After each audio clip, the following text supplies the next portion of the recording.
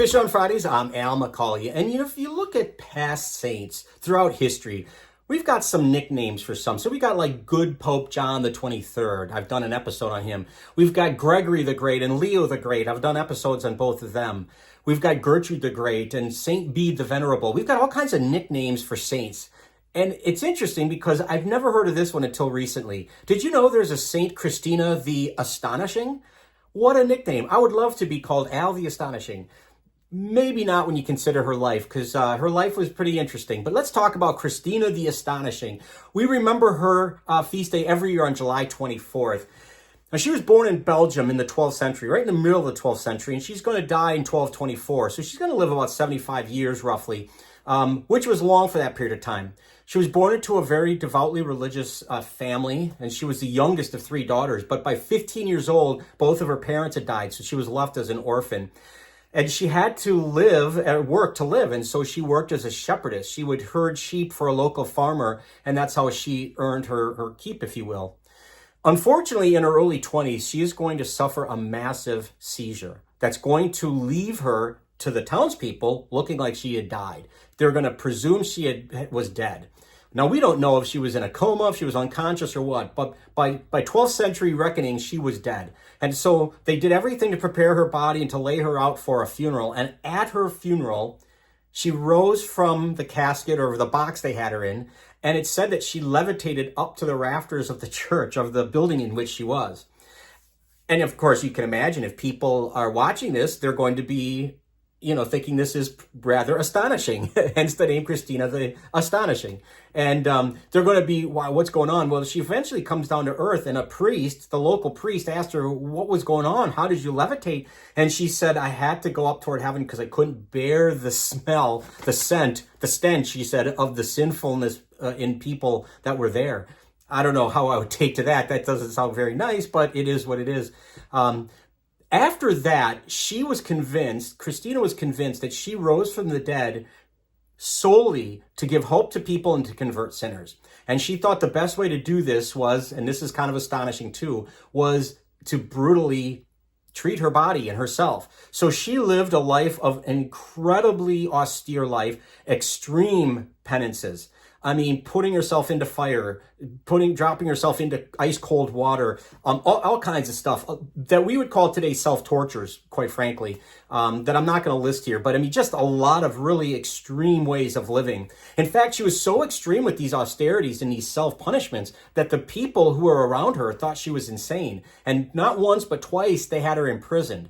Now, when we say imprisoned in the 12th century, we're thinking of somebody who's put into like an asylum.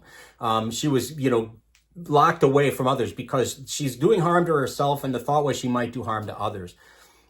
Eventually, she got out, and she eventually settled into a life of quiet and prayerful moderation. She still practiced some austerities, but nothing like she did in her younger days. Still, she was known to do some things that were considered kind of wacky. She would climb to the top of trees and pray to God from there because she felt like it was closer to God. Something about her levitation, I think, made her always want to go up to reach new heights, if you will. But she's going to live to the age of 74. So, I mean, she obviously these austerities that she practiced weren't bringing about an early death for her, that's for sure. But she does eventually die, like I said, when she's 74. And she was recognized right away as someone who was a saint in her local community. Odd though she was, these extreme practices that she practiced, she was still recognized as somebody who clearly had some kind of a touch with the divine, especially because she rose from the dead, in their opinion, and was able to levitate. So since the 12th century, she was recognized as a saint, although not officially by the Roman Catholic Church. However, in Belgium, they still celebrate her today, and there's a strong devotion to her. And again, this is true of any saints who aren't officially on the calendar. You can have a devotion to these people. You can have a connection with them spiritually. There's no prohibition against that. But the church just might not recognize, if you look at July 24th, they're probably not going to see Christina the Astonishing on your church calendar because of this. So what can we make of this? What can we take away? What lessons can we learn from Christina the Astonishing, from the astonishing life that she led? Well, I think there's a few things. Number one, to accept God's will. Even if it's unclear and we don't understand what it is, to try to be understanding of that. Can you imagine the people who watched this woman rise from the dead and levitate. I mean, to accept God's will in that is not an easy thing, but it's something that they eventually did. I would say, she is before Saint Dymphna, who I've done an episode on. Saint Dymphna is the patron saint of people who struggle with mental illness. Christina is one of those saints that we invoke too, ask for her intercession when we deal with people who are mentally ill. And so I would suggest to you that that's something to be thinking about too, to be compassionate for those people who suffer great anxiety or depression or any level of mental illness, and to pray for them, not just to Saint Dymphna, but to Christina the Astonishing, to ask for their intercession for those people, and quite frankly, for the people who care for them and who love them. The last thing I would say is, Christina lived for God alone. She lived in such an austere way. She just neglected herself so much because she wanted to live for God and not for her own sake. Can I do that in a way that's not so harsh as what she did?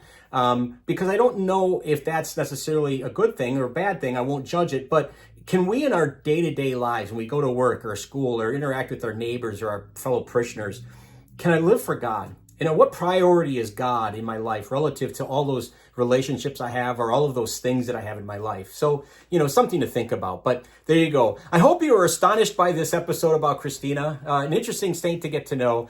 If you want to share this content, that would be great. We'd love it. Maybe you know somebody named Christina that you could share it with. We would love it if you'd subscribe to our YouTube channel or follow us on Facebook. But either way, we hope you will keep tuning in every Friday for Fish on Fridays. Until next time, please be good to each other and God bless.